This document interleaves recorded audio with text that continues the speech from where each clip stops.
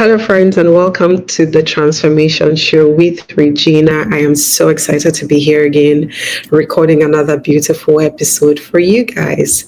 So, today I have with me a very dear friend and sister, a very respectable and lovable sister of mine, who's going to be talking to us about a very crucial subject and conversation that young people need to be having today. Her name is Sewuese Orshio, and she's just an amazing guest. I'm going to be bringing her on board now so that we can jump right into the conversation for today. Grace, my dear sister, welcome to the Transformation Show. Thank you. Thank you. It's such a pleasure to be here. Awesome. How are you feeling today? Good, great. Great. Are you feeling ready for us to have this critical conversation? Well, I think I'm ready.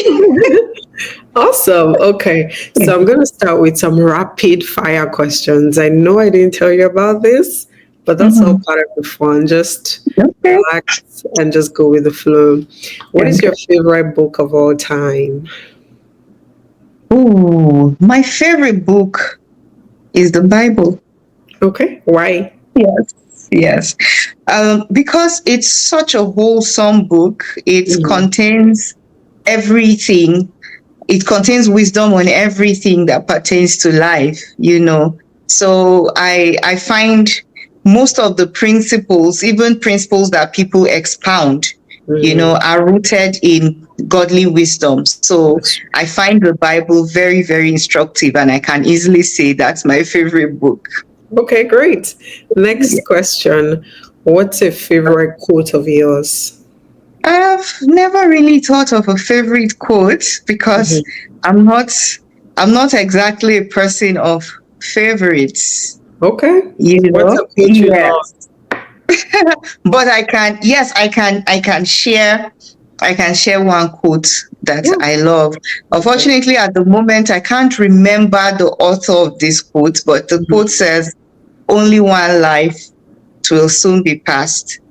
Only what's done for Christ will last." Absolutely. Yes. I love that quote as well. Heard it, and unfortunately, I can't remember who wrote it, but I think maybe Charles Spurgeon, but I'm not sure. I'm not sure of who now. Okay, great. What's your favorite food?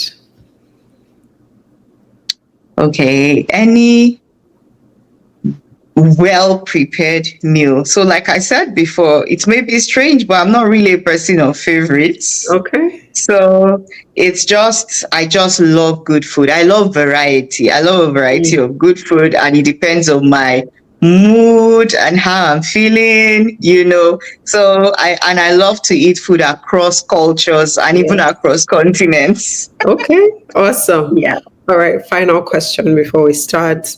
What is one thing that you would love people to know about you? One thing you would love our listeners to know about you today? That I care. I care truly about people on a deep level. Yes. Wow. Awesome. Thank you so much for indulging me in these rapid fire questions that were unprecedented. Oh, it was fun anyway. It was fun. Yes, I loved it as well. It's helped us loosen up and just get really into the flow of the conversation. So, Grace, today, as you know, we're going to be talking about the ripple effect, how character influences community impact. Now, I'm someone who has done and continues to do a lot of work with young people. I'm very passionate about intentionally mentoring and raising the next generation of young people who embody excellence, integrity, and character. Now, both of us are Nigerians, so we can speak specifically to our origin. There's a lot of mediocrity in Nigeria, if we're being honest. It's a third world. There's a lot of corruption. We've normalized a lot of things that we shouldn't normalize. And so for me, the criticality of this conversation cannot be overstated. This is a mentorship resource. I'm committed to continuing to reorient the minds of young people to cause them to embrace higher and better value systems that can cause them to grow into who they are meant to be, and then they can build from that place. And that's the reason why we're having this conversation. We don't often find, I haven't personally often found many young people whom I would say embody excellence and integrity and good character. Mhm. But I have found that in you, and that's why you're my very beloved guest today. That's why I chose to invite you to the Transformation Show. I'm very intentional about the people I bring here, because leadership is really by modeling correctly. So Yes. that's why I want us to have this conversation. But let's start with character. Just help us understand, what do you define as character and excellence? Okay. So I'll begin with character. I'll say character is the sum of the mental and moral elements that make up a person and that makes a person distinct from other people. So the things that we do, the things that we manifest, are mainly a function of what we believe and how our minds work. So that's why character is first of all mental. What we believe and how we believe we should act, and then it also has to do with morality in terms of what is right and wrong. So you can see they say someone has bad character. It's sort of saying this person displays bad morals, from a place of the way they think and the way they function, the way they process things, So character forms from our minds and our beliefs and then translates into the things we do and the things that we can be identified for and distinguished by, in our relationship with people. Now, for excellence, I would say excellence is giving the best to every opportunity. Now, giving the best of yourself and then applying oneself to actually knowing what's the best way to do this thing. So it's one thing to apply yourself, I want to be the best, but sometimes when you've not gone in to find out what is the best way to get this thing done, then you might find a situation where someone will say, I tried my best. And someone else says, but your best was not good enough. So that's because excellence has the component of the person. Who am I? How can I apply myself the best to this thing? And then how can I find out how best this can be done and do it? So I'll just simply define excellence that way. Wow. What a powerful way to open this conversation. I feel like I'm learning a lot from you already. And just flowing off of the last thing you said, do you think that excellence can then be cultivated? Do you think it's something people can grow in? Oh, absolutely. Absolutely. Okay. Yes. From the mindset, first of all, having the mind that says, look, I want to be known as someone who does the job and does the job well. So then you begin to find out who are other people who do the job and get it done well. What do they do? How do they do it? How can I emulate? So it can be cultivated, absolutely. Because excellence, the place of excellence is not always convenient. Sometimes we need to push ourselves. And I've had some experiences that readily come to mind where I've had to push myself, for excellence. Wow. This is very, very insightful. You've touched on mentor models, which I really believe in with all my heart. Really looking for people that emulate and exemplify the standard you want to uphold yourself to, and gaining from them what they're doing, how they're doing it, so that you can apply yourself to those things as well, is really one critical way to build the culture of excellence. So thank you for sharing that. Just because I like gist, I mean, you had said that you have experiences that readily come to mind. If you don't mind, share with us. Okay. So I'll share one that happened when I was about to take the WASI exams in secondary school. I I was raised with a culture of excellence. Do whatever you're doing and do it well. No, but then as a student, I didn't do well with math. Actually, math scared me.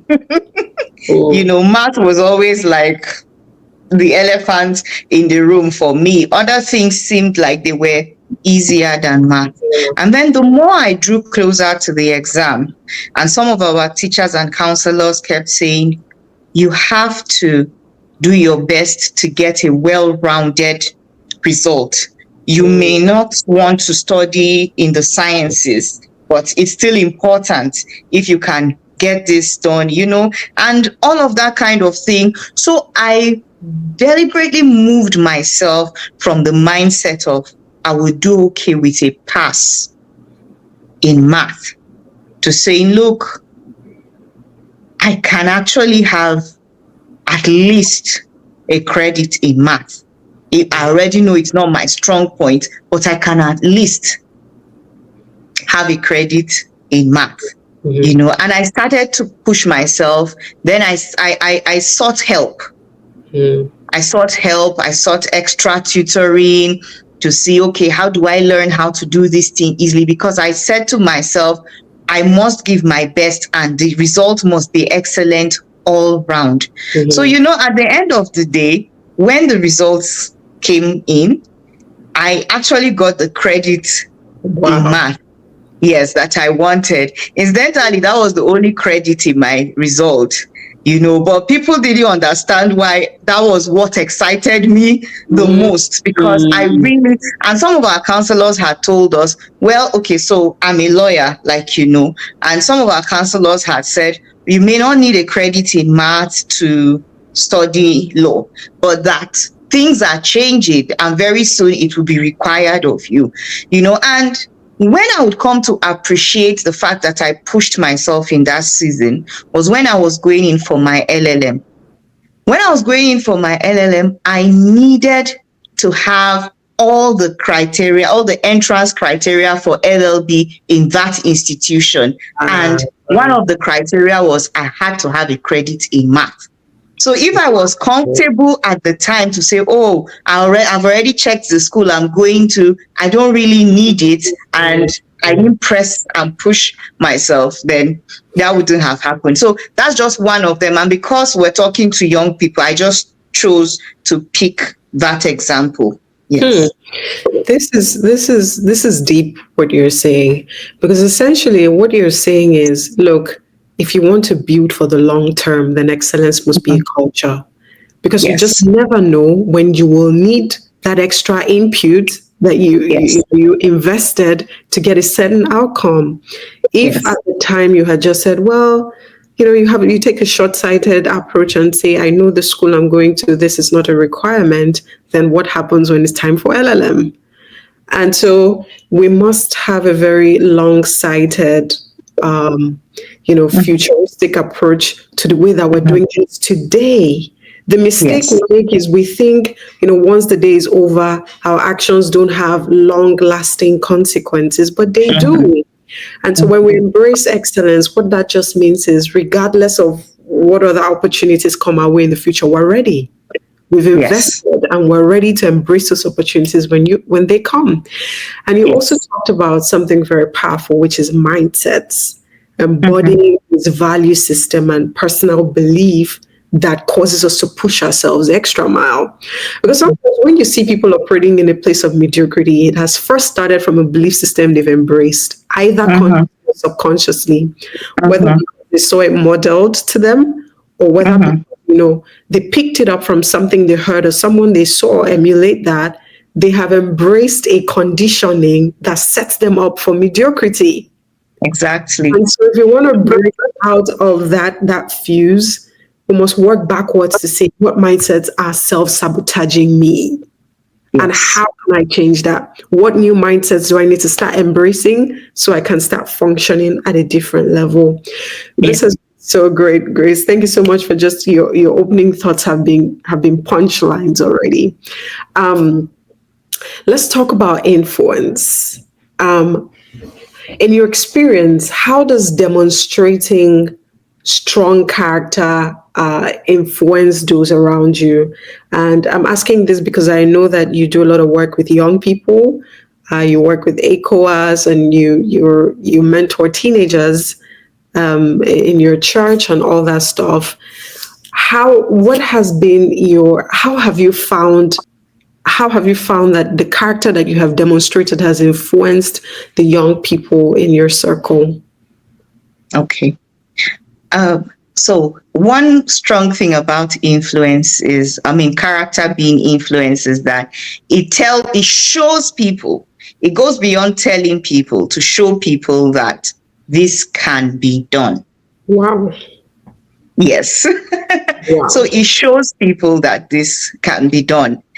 A quick example, recently, a parent of one of the teenagers I teach in church came up to me and said, "Oh, my son just said he wants to study law, that he's always on and on and on about their auntie in church, and and the way she communicates and the way she does things, and he says he wants to, so please, can you mentor him on a closer level?" Now, I didn't even know that just the way I was communicating and carrying out my responsibilities, someone had picked interest to even go and tell their parents, "Oh, please, could you help speak to this auntie? I would like to be closer to her. I want to be mentored." And I was teasing him. I said, "Oh, but we are friends. You could have just come to me." So yeah. I have seen both in my work with the younger people and even in my professional work, that when you are a person of excellence in an environment, well, except for those who are adamant, it just opens people's minds to see that this can be done. And often, it now makes people to also want to push themselves and see what they now know can be done. Yes. Wow. So, this is very pivotal, because, as you know, our generation is obsessed with being influential and being influencers. Those who have half-baked character, both those who have bad character, both those who have no business being followed by others. They just want to be followed. They want to be influential. They want to feel like they have that, position of superiority over other people, where people are looking up to them, but they're not necessarily paying attention to the things that qualifies them to be an influence in the first place. They're not necessarily paying attention to the character component, because when the character component is in place, number one, influence comes naturally. You don't have to pump people to follow you, to believe in you. The byproduct of good character is, you start to attract influence, like the story you're sharing, just by the way you conducted yourself. You didn't really start out, wanting to necessarily influence those kids, but by doing what you know to do, you have influenced them. And it's very important that young people start to understand that first things first. We have to major on the things that need to be majored on: building character and being people worthy of being emulated or being followed. For you personally, how have you found that embracing this life-changing culture of excellence and integrity and character, how have you found them to open doors for you, get you in rooms where you didn't necessarily think you'd be in? How has that played out for you? Because I know you're doing good work, and we're going to put a little bit of your bio in the description. But you're working with an international organization right now, ECOWAS specifically, and seeing you get to that height has just been very inspiring. So tell us how excellence and embodying that character, how that has played out in opening doors for you. Okay, so first of all, believing that nothing is beyond me. I can do all things through Christ who strengthens me. And I also learned a few years ago, funnily enough, this came from teaching us about exams. So I belong to the Christian Lawyers Fellowship of Nigeria, and I was a member of that body also as a student. And I remember attending one conference, and we were taught how to approach exams. And we were told, oh, anytime you have an exam that is set and there's time allotted to the exam, that time is sufficient for the exam. Now, somehow over time, that principle has stuck with me and has translated into another principle I live by, which is every task I am assigned by a superior, whether I feel ready for the task or not, from the moment I am assigned that task, I am qualified to deliver excellently on that task. Mm-hmm.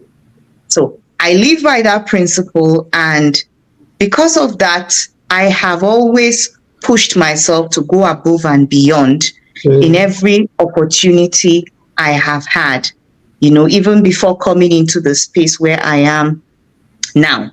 So I'm doing my best to see that my delivery is excellent. And sometimes the little things that I think are the little things are the things that have opened up doors. So now let me say that there's a belief also sort of in our time that you have to be hard, you have to be tough. But I found out that for me, being soft, being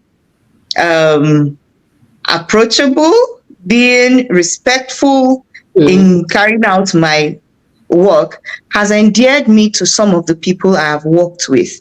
And it's not just about being likable, but when you are likable and then you can deliver excellently, it also helps to open doors. So I found that while I rely on favor, I found that excellent work, insisting that whatever passes through my hands is done well, has opened up a lot of doors for me, has kept me in systems where I didn't think I'm qualified yet to be in, but just doing my best, going the extra mile and serving others while at my work. Yes. So I'm going to go on to my next question for you, which is, for someone listening to you now and saying, I hear you, I'm deeply moved by what you're saying, but practically speaking, I don't know where to start. Like, I know that I'm supposed to aspire to a higher level of excellence in everything I do, but practically speaking, I don't know where to start. What does that look like? What are some practical strategies, tools, resources that have helped you, see even how to do things more excellently, that have helped you, get a vivid picture? How do you imagine the excellent thing to do? And then how do you go for it? Share with us your life hacks, your playbook, the things that have helped you become this woman today. Okay. So first is still mindset. Yes. The mindset of it's not beyond me. I can do it. If anybody is excellent, I can be excellent. If anybody is doing well here, I can do well here. That's first. And then secondly, it's these tasks I've been assigned, or where I am in my life now, I am capable of doing my best where I am. I can't even explain the power of mindsets because it starts from there. Once a person is defeated at the point of the mind, then they've locked themselves out. So once a person has settled the mind part, which I don't know if it's ever fully settled, or you just have to keep reminding yourself over and over again, then as simple as Google, start to find out who is doing what you want to do. Google. Lovely. Yes. The person can begin to Google who is doing what I want to do and doing it well. What are the strategies? I mean, there are many resources. There's Google, there's YouTube. But before I even go that far, One of the things that has helped me personally is just even looking around my environment. Mm. So I speak to a lot of older people, a lot of wiser people who I know have gone ahead of me, and I try to get close. I try to listen to them. I try to hear what works and what doesn't work.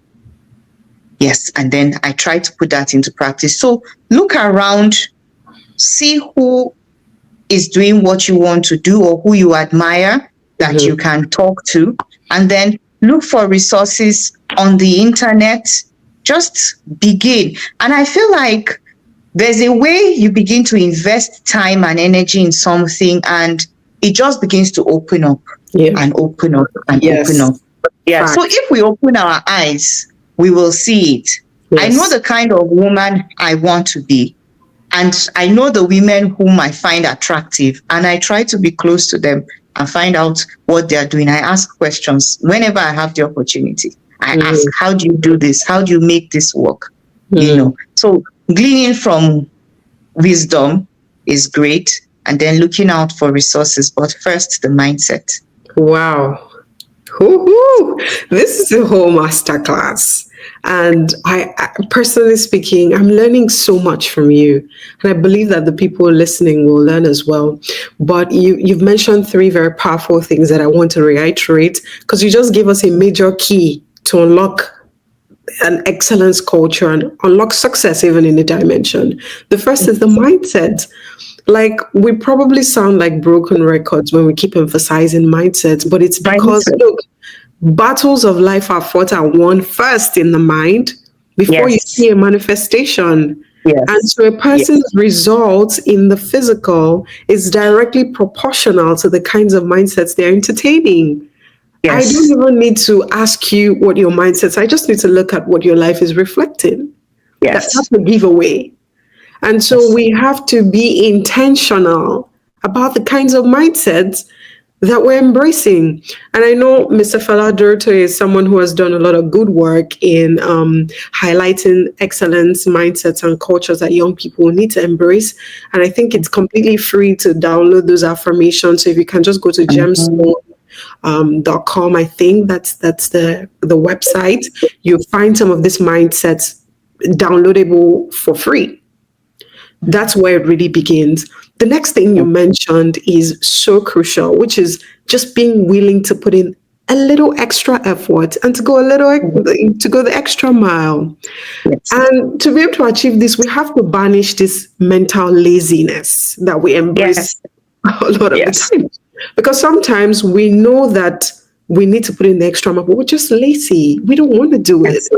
And we're making excuses. Oh, I don't have data. Oh, I don't have light. But you find that the same person can be on social media for 2 hours. Our priorities are misplaced. That a little extra effort, it's really the 20% of the work that brings 80% of the results. That's the 80-20 rule. So just do that little extra and you'll be shocked how much of a difference it makes. And the third thing you highlighted, which I found so powerful because it's a personal value and creed I live by, is that endless curiosity. Always being curious. What does this person know? What can I learn from them? Who do I need to be speaking with?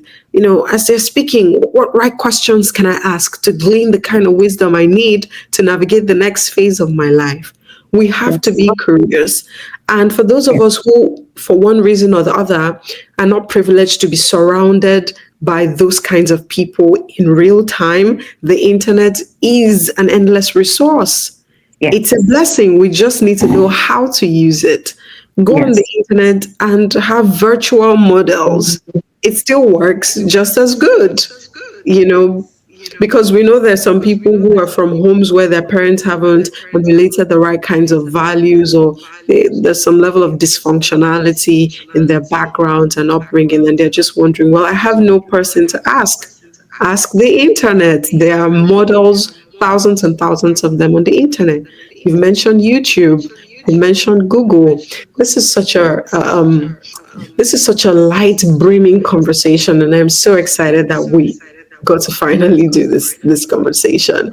And just to piggyback from what the last thing you spoke about, can you share with us the impact of having role models in enabling excellence, in enabling, the highest version of our destinies, in enabling us to be the young people that we seek to be? Can you share the importance of role models, as well as some of the role models and leaders that you have admired and have followed over the years that have had a profound impact in the way that you've approached life? Yes. So role models show us that our dreams are valid. What we are aspiring to has been done Yes. and can be done. Yes. Yes. And then for those whom we actually have closer access to, they also help us perhaps to navigate and avoid some pitfalls that they might have encountered during their time. So, one thing like Solomon said in scriptures, there's nothing new under the sun. So sometimes you come thinking, oh, I'm the first person with this idea, or I'm the first person who wants to do it. And then you run it by somebody and they're like, yes, but we've tried this before. It didn't work like this, like this, like this. And then sometimes they can give you insight to say, okay, we're not throwing this out. Try it, but don't do this way. Try this other way. So they show us what is possible. They help to guide us on our journey. Yes, they help to bring correction and alignment and all of that. Now, for me, my role models are mostly everyday people around me. Yes. So I just look at a woman around me and I say, oh, she's doing well in her home because I'm very family oriented. She's doing well in her work. She's making impact in the community. Then I want to get closer and find out, what is she doing? How is she doing what she's doing? And I ask those questions. Now, for some of the known names, I'll say one of the persons whom I admire a lot is Ibukun Awoshika. Yes. Yes, I admire her a lot because I see her in terms of faith, family, and work. I admire what she does. And there are many like her around me whom I have more access to. They might not have reached her heights, but they are doing well where they are. And because I have more access to them, I can learn from them. When it comes to hard work, integrity, character, the first role models I have are my parents. Wow. Yes. You are blessed. Yes. My father taught us hard work. My mother taught us good work, so and they continue to inspire us. They encouraged me to take risks. They encouraged me to push myself, to believe, to do the best and all of that. So these are a few that I can mention, but there are really many people who have molded me. I am a product of community. Yes. Wow. This is so exciting. And I think you're pretty blessed. First of all, you have these awesome people around you. And not only that, you have access to them. And not only that, the first models that you ever had in life were your parents, because they groomed you in those kinds of mindsets and environments that have borne the fruits that they're bearing in your life today. So I think you're pretty blessed. And if anything, it confirms to me that you're really the person that we should have been talking to today. You're really the right pick and the right guest who is qualified, to speak to an audience of young people, young adults. So thank you very much for all that you're sharing freely, Grace. And this is probably the last question I ask you, so I can let you go. Being a person who embraces the culture of excellence is actually countercultural. It's not the norm. The norm is mediocrity. The norm is being average. The norm is doing the barest minimum. So those of us who choose to separate ourselves from the people pile and go the extra mile to do things a little more brilliantly definitely face challenges. It's Yes. not easy. We're not going to sit back and act like, there's no resistance, there are no frustrations, there are not weary moments where we want to give up, where we want to settle. Mhm. Can you Mhm. share with us some of the challenges that you have encountered on this very roller coaster journey of maintaining a culture of excellence and integrity, whilst trying to create impact at the same time? How have you navigated those challenges? How have you overcome them? These challenges are everywhere, but primarily for those in third world countries, those in developing countries, who are trying to break out of the box and do things differently. Can you, Differently. can you share some of those things with us? Okay. So first of all, it's in the people who are around me. So I have to give a disclaimer because I am a little privileged in terms of the people whom I have worked with. You know, I have found myself often in situations where I've had superiors who actually want things done well. Mm, So sometimes I will deal with peers who are not willing to give the best. But mhm. because I have superiors who want to get things done well, when I push and I do things well, the other people are forced to Yeah. to Fall in also line. adjust and fall in line.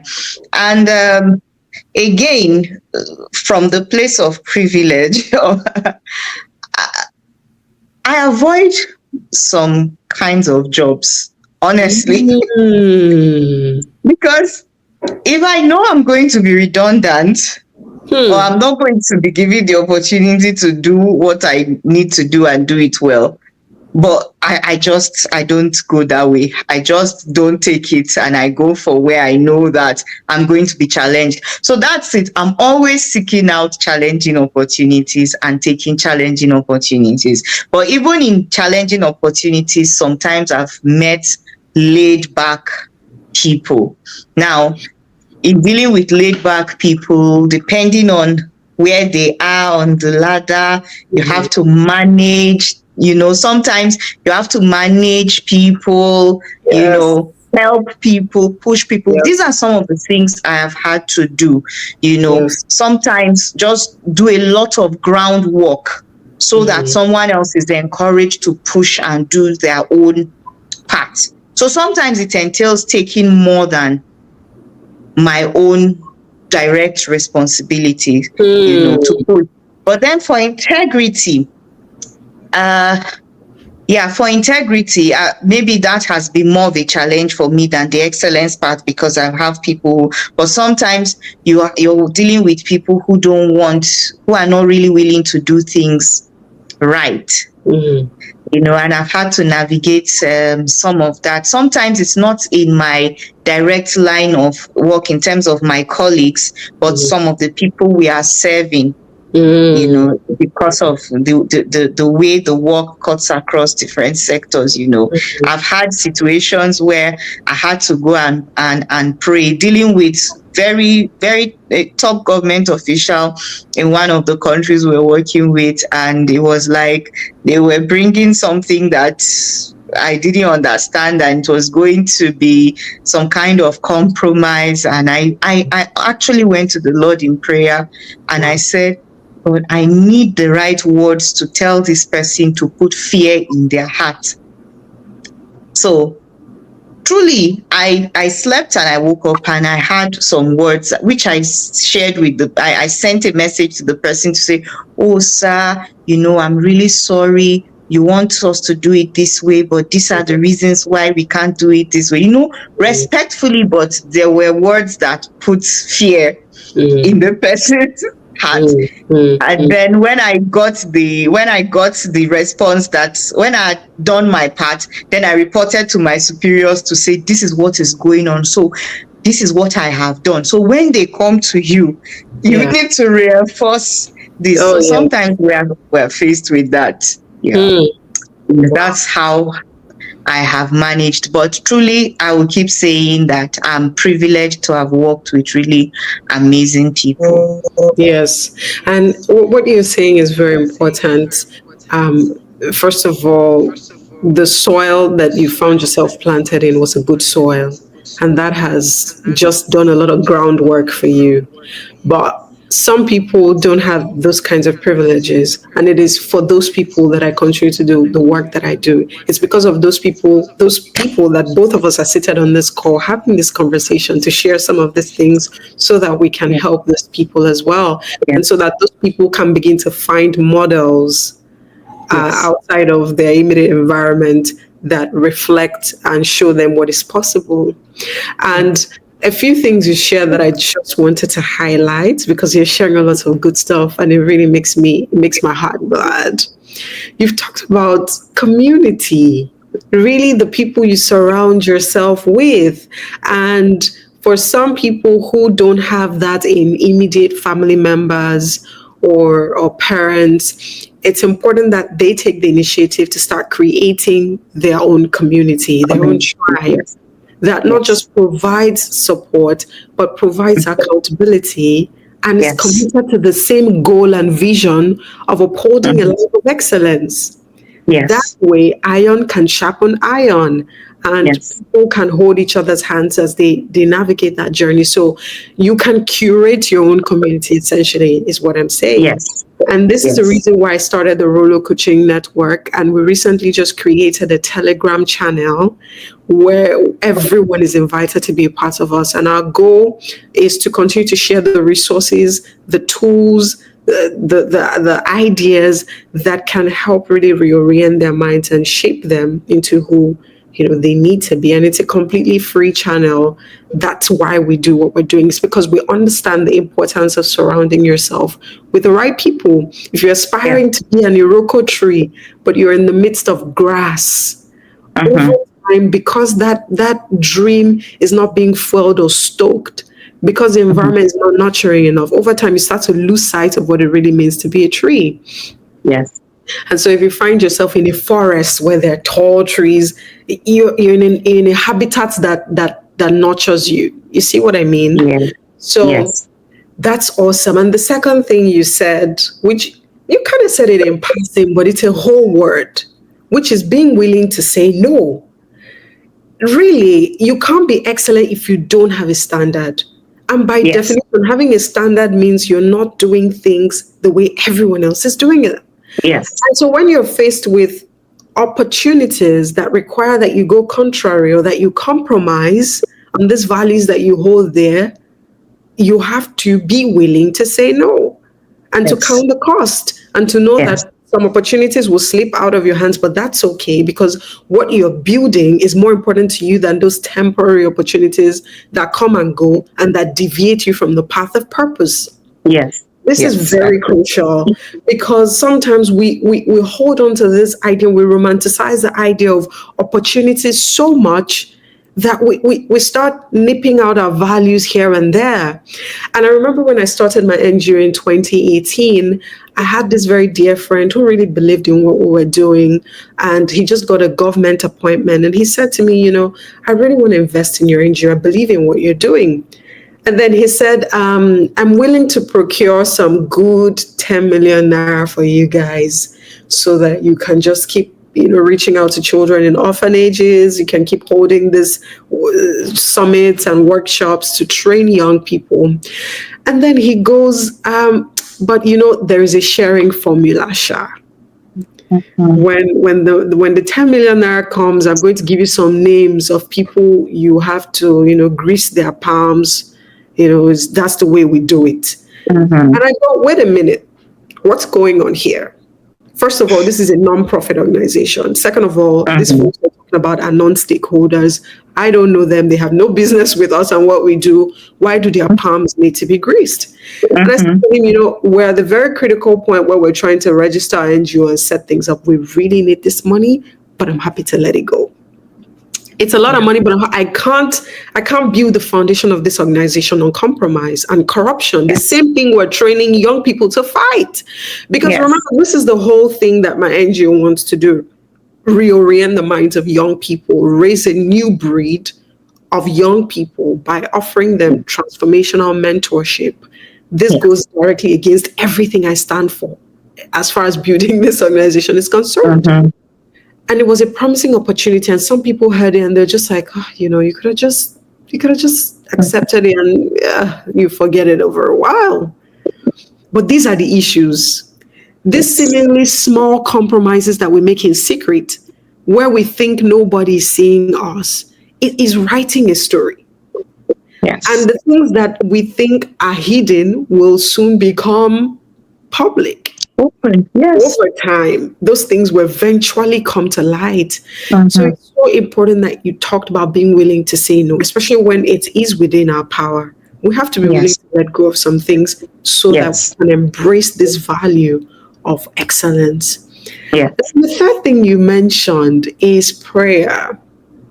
Yes. I mean, I'm a woman of prayer, I'm a woman of faith. I believe in God and I believe in the power of prayer to really change outcomes.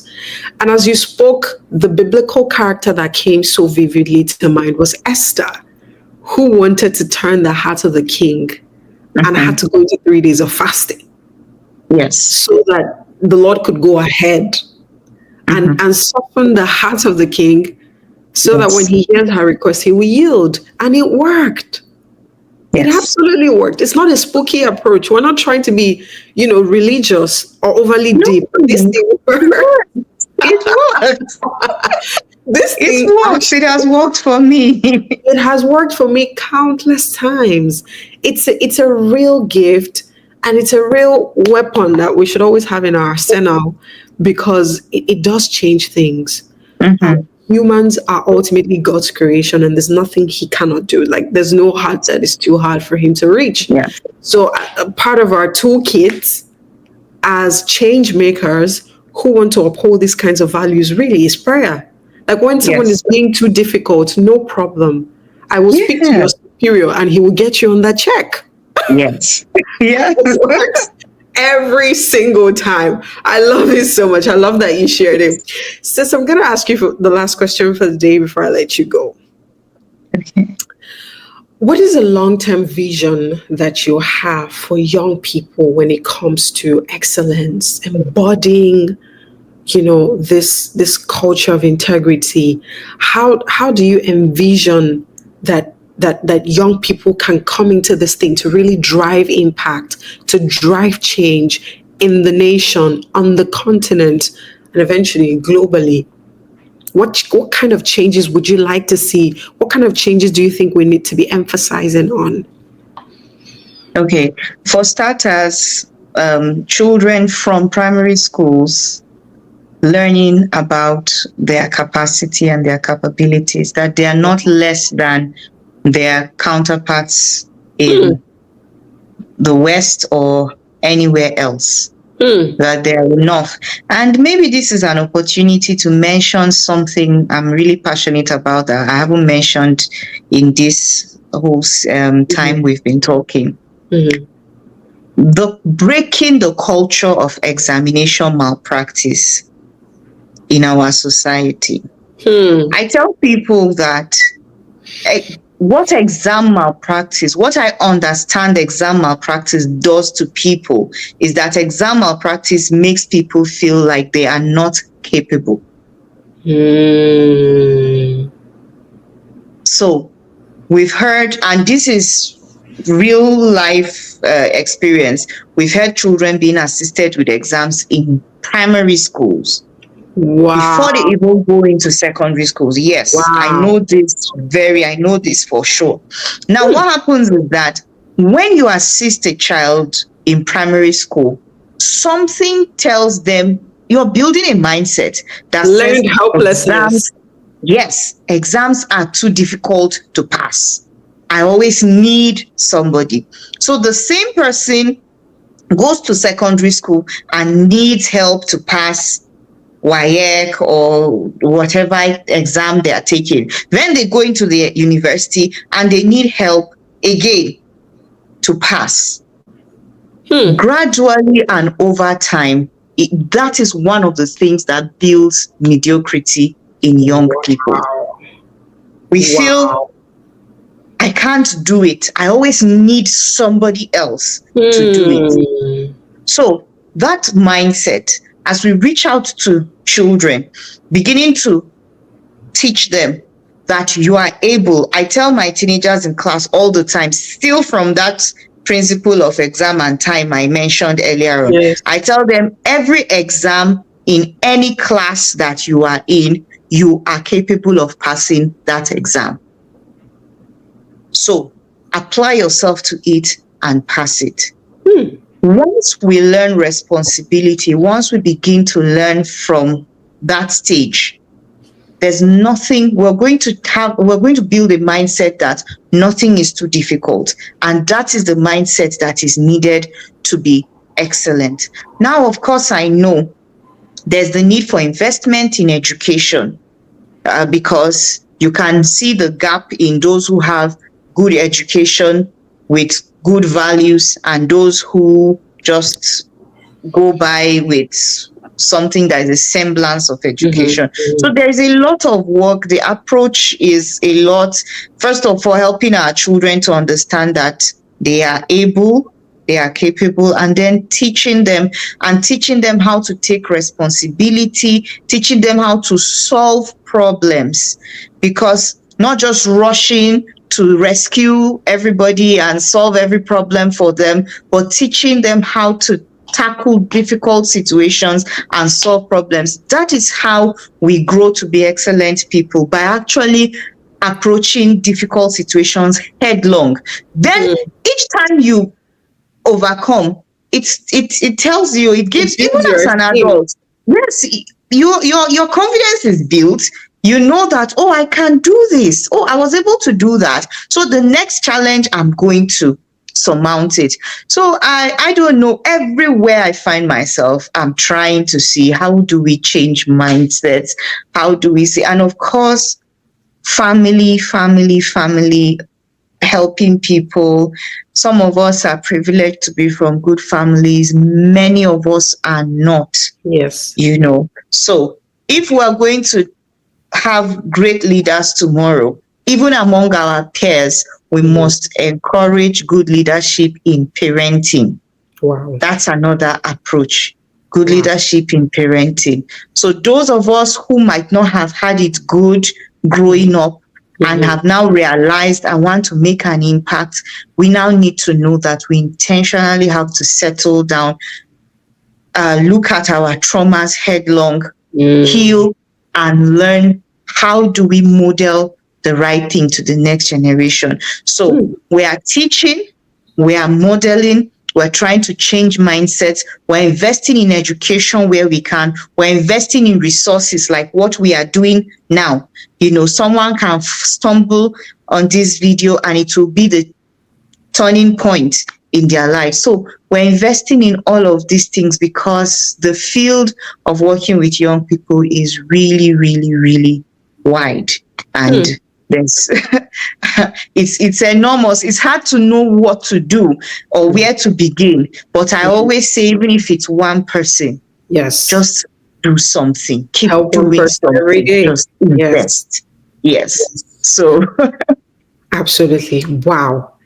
Whew, you've given us a lot of food for thought. There's so much for us to take back with us and reflect on, especially the things you've highlighted as the gaps in the educational system. We find that some of these problems that are prevalent in society are really seeds that were sown from when these children were small. And the educational system plays a critical role because children spend a lot of their time in school. yes. And so if we can't fix that system, we're going to keep having this real problem. I think personally, it's sharing your burden with you. I think my burden is more towards, the school curriculum needing to change. There's so many things that kids are not being taught. I think we're focusing on the wrong things. The things you've highlighted, problem solving, critical thinking, these are the kinds of things that need to be taught in schools, even from a young age, so that they grow up embracing those things, not practicing learned helplessness. The thing that you were talking about where, as little as primary school, you help children with exams, then they become overly dependent on that help. They start to feel like without that help, there's nothing they can do. you know, Yes. and that sort of learned helplessness incapacitates them. This is not the Yes. kind of behavior that allows their potential to Yes. shine forth. These Yes. kinds of things dim their light because we don't give them a Mm-hmm. chance to push themselves. And if they don't Yes. push themselves, they will never see what stuff they're made of. Yes. So it's a very, very critical. We need to stop enabling laziness, both mentally and physically, in children, Yes. because this Yes. enables laziness. They no longer want to push themselves to read because they know that malpractice is going to save them. Yes. And back in the day, we thought that our teachers loved us when they helped us with things like this. We thought the teachers were cool, the teachers who were willing to sneak in paper and give you the answers. We thought they were showing us love. Now we realize that that did more harm than good. And that's Yes. why we have the responsibility to start to speak up, Yes. start to educate the populace about the Mhm. dangers of things like this. Yes. Yes. Whew, sis, you've given us a lot to think about. This has been such an amazing conversation. Thank you, thank you, thank you for your time. Thank you for the wisdom that you've shared with our audience. We're hoping that so many people will be able to watch this replay and take away so many nuggets from this. Thank you for embodying the values that are very exemplary to the next generation. Thank you for finding your voice, insisting on the path of purpose that God has placed you on, and continuing to walk in it diligently. And as a result, because you are, so many of us will believe that we can become as well. Thank you so much, sis. I appreciate you. Thank you. Thank you so much for the opportunity. Thank you for the opportunity. I'm very happy to share. I don't take you for granted at all. Giving me a platform to impact young people. It means a lot to me. I'm super, super grateful. I have a last word I feel very strongly to Sure, mention. absolutely. You know, we all have different backgrounds. Mhm. We have different experiences.